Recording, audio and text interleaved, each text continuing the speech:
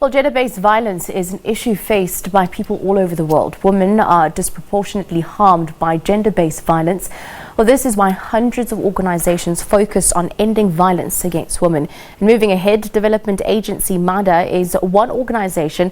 MADA, or MADA, will be hosting the I Pledge, a 5-kilometer walk and chat under the theme hashtag I Pledge come the 30th of November 2019. Well, they want to bring all South Africans together to engage in the thought-provoking conversations on a topic that has immensely plagued our country, the issue that is of gender-based violence. Well, joining us to tell us a bit more about the walk is founder and chairman of MADA, or MADA, Mr. Tshepo Mokoena. A very good afternoon to you, Mr. Mokoena. We thank you very much for your time. Thanks for having me. Essentially, before we begin, just tell us a little bit more about the Walk and Chat event. What is the aim and what is the walk and chat aspect of it? Okay. You remember, we have a lot of men who actually don't want to engage themselves into dialogues, and every time you talk about issues of gender-based violence, men would always don't want to talk about it, or they grandstand.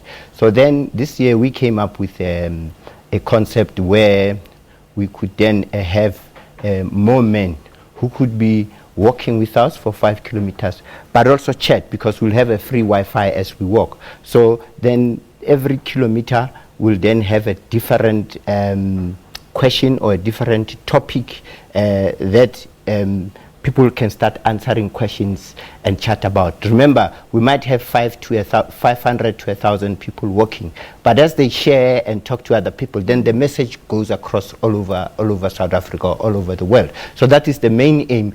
But we've got more men now who have actually registered than women, even though we do want women to come. But we want men to start engaging, because we as men, we are actually perpetrators. Gender-based violence talk to victims only. What about those who are perpetrators? So that is the main aim. It's quite pertinent, is it? Because a lot of the causes that you see in the walks that you see in the protests and the demonstrations predominantly have always involved a lot of women. And I think the change in this narrative is then to have the inclusion of men who come forward. So also then take us, you mentioned wanting to include men and having the conversation of walking and chatting. What sort of topics will you be wanting to or hoping that the participants of your walk are going to be participating in? Well, the topics would be how do we change gender-based violence? Do you think being violent to children and women, it is something that is acceptable? You know, those are some of the questions that you look. We've got something like 15 to 20 questions. So we have sent questions around to our partners, our friends, and then we'll come back to 5. But those are sort of the questions. And you know, the big question is, how do we as men fight gender-based violence? And how do we, as perpetrators, can help our daughters and our sisters and our mothers against other perpetrators? Remember, if my daughter is involved in the abuse, I have to stand up, you know. And one of the big questions that I always asked to a lot of men when I do my workshops is that if it's your daughter or your mother who's abused, would you keep quiet as compared to if someone else is abused somewhere? Because you know, we as men, if we look at the social media everywhere, a woman is abused, we tend to grandstand. But you'll find more women engaging, I mean, women talking. Like you just said now, that lots and lots of walks, it's women, you know, some of them, they even take out their bras and everything and they stop. But then the question is, if you are your daughter, or just like with me, my niece was killed through femicide, and the attack was, the pain was so unbearable. But before, yes, I used to think that it's one of those things. Do you think that was this one of the motivations in you actually championing having a walk like this? Yeah, yeah, it was that. I think that one actually made me to even do more. But before that, from 2016. There's a program that I'm doing, is called Boys to Men Mentoring. You know, I take 15 boys from every province. I bring them here, and we do the career path and mentoring, and I connect them with influential men. And then in terms of the actual logistics of the walk, where is the walk taking place? It is 5 kilometers, and anybody that's watching at home that wants to get involved in the walk, how does one do so? Okay, the walk is at the Zoo Lake. We just cross up. And it's taking place on the 30th? On the 30th of November from 7 a.m. You go to Ticket Web and buy a ticket, and then also corporate, if they also want to buy a ticket, they can then talk to us at info@mada.org.za. So you mentioned that it's going to be at the Zoo Lake. Yes, it's going to be at the Zoo Lake, and even after the walk, we'll have a big stage where we'll do a dialogue. But the nice thing this time is our dialogue this year will be run by women. We want women to tell us where the problem is, because lots and lots of men are angry. You can see how we abuse women, how we beat our children. So we also want to put some women in the forefront to tell us what is their pain. Maybe sometimes we don't understand their pain. That's why we continue abusing. What sort of support have you gotten from the walk?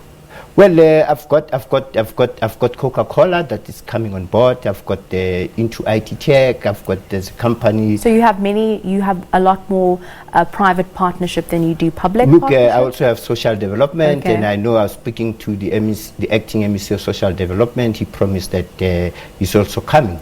So yes, government, I must say this time, they've supported me. They've helped me a great lot, and they've sponsored there and there. This year saw a huge uproar, specifically on social media, with regards to what was taking place in our country at the time of gender-based violence, and we saw a lot of young women, a lot of young men too, also coming forward and speaking about this and saying that something has to be done, and essentially calling on government to be participant.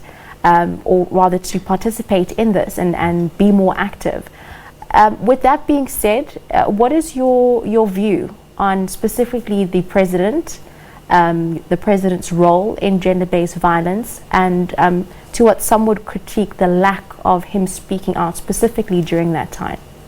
Look, I think the president is doing a lot. I mean, there were that total shutdown. The president came in and addressed, and I was actually impressed that when they did the budget speech, Minister Tito Mboweni, his opening speech was about gender-based violence. It might not look relevant that he's talking finance, but his opening speech was gender-based violence. So I think what the president should do, he must then bring all of us, especially men, who are talking issues of gender-based violence, and then he can address us, and then we can tell him what are the challenges and everything. But in most cases, with government, they just go on there and talk.